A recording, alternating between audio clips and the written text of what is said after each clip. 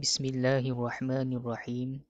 Assalamualaikum warahmatullahi wabarakatuh. Bismillahirrahmanirrahim. Alhamdulillahi rabbil alamin. Wassalatu wassalamu ala ashrafil anbiya'i wal mursalin wa ala alihi wa sahbihi ajma'in. Allahumma aftah alaina hikmataka wanshur alaina min khazaini rahmatika ya arhamar rahimin. Rabbi shrah li sadri wa yassir li amri wahlul 'uqdatan min lisani yafqahu qawli. Amma ba'd. Amin ya rabbal alamin. Alhamdulillah, pertamanya dan selamanya sama-sama kita bersyukur kepada Allah Subhanahu wa taala dengan kita mengucapkan kalimah alhamdulillah. Kerana apa kita kena ucapkan kalimah alhamdulillah ini?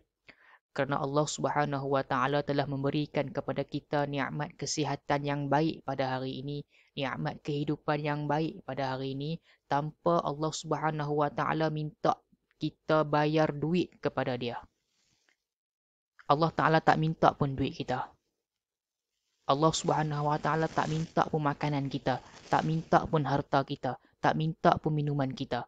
Apa yang diminta, kita kena bersyukur. Itu saja. Kita bersyukur dengan apa yang dia bagi dekat kita dan kita tunaikan kewajipan dan tanggungjawab kita. Apa yang Allah Subhanahu wa taala suruh buat, kita buat, dan apa yang Allah taala tak bagi buat, jangan kita buat. Itu je.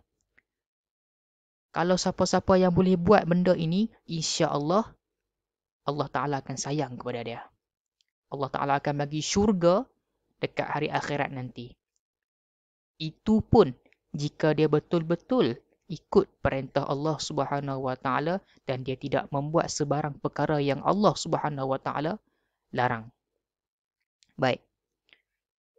Pelajar-pelajar yang Ustaz kasihi sekalian, insya-Allah pada hari ini kita akan sambung pembelajaran kita berkaitan dengan perjanjian Hudaibiyah. Minggu yang lepas, Ustaz dah cerita serba sedikit mengenai apakah yang dimaksudkan dengan perjanjian Hudaibiyah, bagaimana perjanjian Hudaibiyah ini boleh berlaku. Jadi, untuk yang tak menonton lagi ataupun yang tak masuk kelas minggu lepas, kamu boleh cari balik video yang lepas untuk kamu tonton balik apa yang dikatakan dengan perjanjian Hudaibiyah. Kerana untuk minggu ini, Ustaz nak masuk terus berkenaan dengan kandungan perjanjian Hudaibiyah. Hari ini kita nak masuk perjanjian Hudaibiyah itu sendiri. Apa yang telah dijanjikan di antara orang Islam dengan orang kafir. Baik. Jadi kalau kamu tengok dalam buku teks, muka surat 24. Sambil-sambil itu juga kamu boleh tengok pada slide yang Ustaz telah berikan kepada kamu ini. Kita akan belajar hari ini iaitu kandungan perjanjian Hudaibiyah. Kita nak tengok di antara orang Islam dengan orang kafir, perjanjian apa yang telah mereka lakukan. Okay. Jadi yang pertama, mereka berjanji genjatan senjata selama 10 tahun. Kedua-dua pihak tak boleh menceroboh, mengkhianati, mencuri dan mungkir janji. Apa yang dimaksudkan dengan genjatan senjata?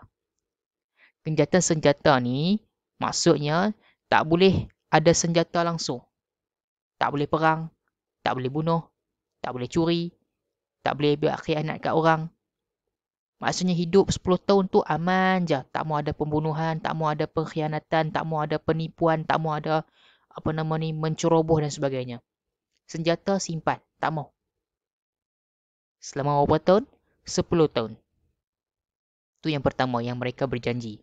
Yang kedua, orang Islam tidak dibenarkan mengerjakan ibadah umrah.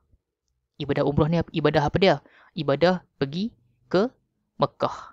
Tapi dia pergi ke Mekah bukannya pada bulan haji, tetapi pergi selain daripada bulan haji. Maksudnya nak pergi bulan Syawal, bulan Ramadan, bulan Sya'ban. Maksudnya bukan bulan haji.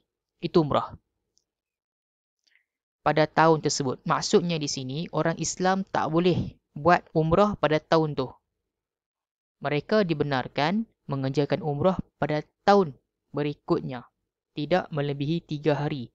Mereka boleh membawa pedang yang tidak bersarung sahaja. Maksudnya bila Nabi bawa dia punya wakil untuk berbincang dengan orang kafir, maka pada tahun yang mereka bincang itu tak boleh buat ibadah umrah. Senang kata tak boleh masuk Mekah pada tahun tu. Jadi hampa pi balik, orang Islam kena balik pada tahun tu, datang semula pada tahun hadapan untuk mengerjakan ibadah umrah ataupun nak masuk di Mekah. Tetapi tak boleh lebih daripada berapa hari? 3 hari. Dan mereka boleh membawa pedang. Tapi pedang itu mestilah yang bersarung sahaja. Maksudnya yang kita bubuh sarung. Bukannya kita bawa tu kita macam nak perang. Tak. Pedang tu disarungkan. Maksudnya ditutup. Ditutup. Untuk tujuan keselamatan sahaja. Bukan tujuan untuk berperang ataupun menceroboh dan sebagainya. Jadi Nabi setuju tak? Nabi setuju. Okay, yang ketiga. Kedua pihak dibenarkan membuat perjanjian dengan pihak yang lain yang disukai. Mana-mana kabilah boleh memilih sama ada hendak mengikat perjanjian dengan musyrikin Quraisy atau orang Islam. Maksudnya di sini, kalau kamu nak buat geng, senang kata ada pihak yang nak membuat perjanjian dengan pihak yang lain. Contoh orang kafir, Quraisy nak buat perjanjian dengan orang Yahudi. Boleh tak? Boleh. Tak ada masalah. Itu yang ketiga. Yang keempat ialah orang Quraisy yang lari ke Madinah. Orang Quraisy ni maksudnya orang kafir lah. Orang kafir Quraisy yang lari ke Madinah tanpa kebenaran wali, hendaklah dihantar semula ke Mekah walaupun telah masuk Islam. Manakala orang Islam yang lari ke Mekah tidak akan dipulangkan semula kepada orang Islam Madinah.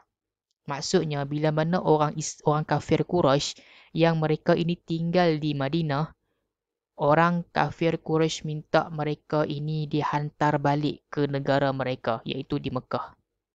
Kena hantar balik. Tapi orang Islam yang lari daripada Mekah nak pergi balik ke Madinah, nak balik ke tempat dia, orang kafir tak bagi.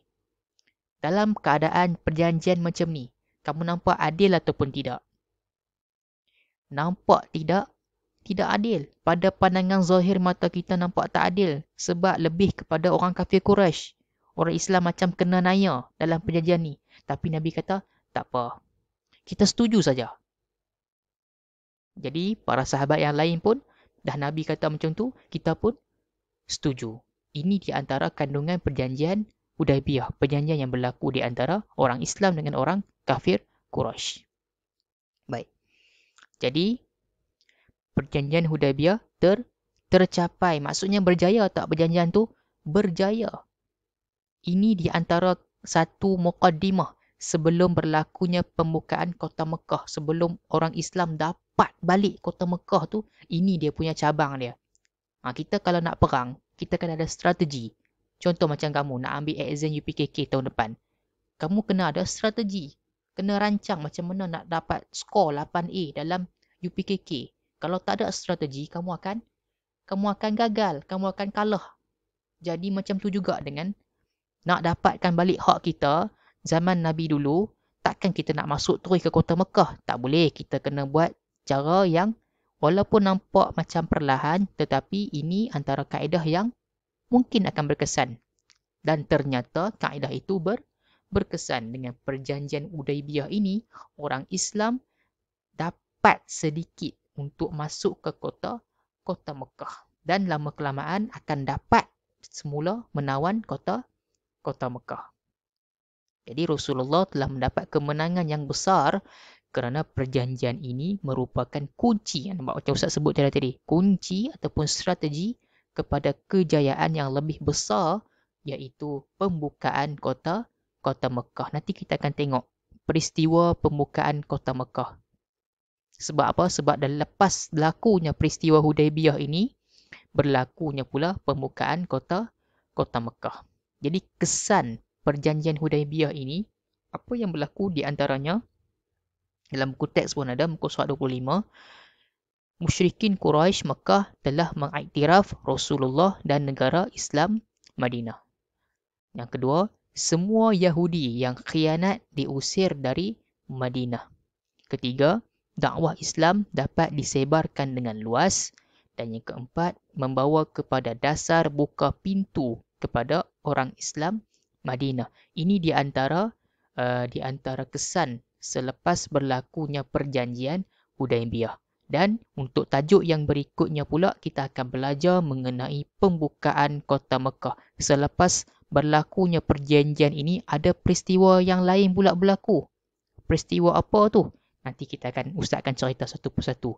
Yang mana orang kafir telah khianat kepada perjanjian Hudaibiyah yang mereka lakukan ini. Jadi di situ berlakunya pembukaan kota Mekah. Macam mana cerita dia? Nanti Ustaz akan cerita untuk kelas yang akan datang. Jadi untuk hari ini, kita dah habis sudah untuk tajuk perjanjian Hudaibiyah. Dan insya-Allah minggu hadapan kita akan tengok pula pembukaan kota Mekah. Jadi yang tu saja untuk hari ini, pembelajaran kamu. Untuk latihan, insya-Allah nanti minggu depan lah. Minggu depan Ustaz akan bagi. Untuk hari ni kamu belajar dulu. Dengar dulu penerangan pada video ni. Baik, sekian. Terima kasih. Assalamualaikum warahmatullahi wabarakatuh.